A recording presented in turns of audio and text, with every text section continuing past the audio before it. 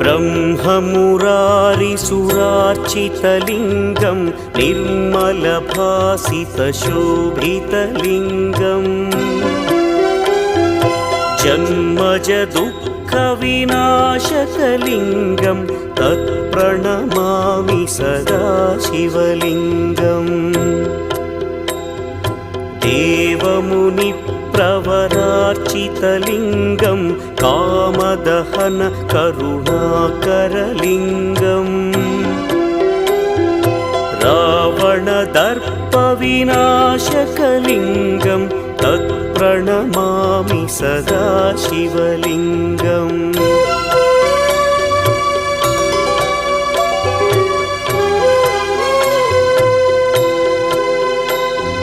सर्वसुगन्धसुलेपितलिङ्गं बुद्धिविवर्धकलिङ्गम्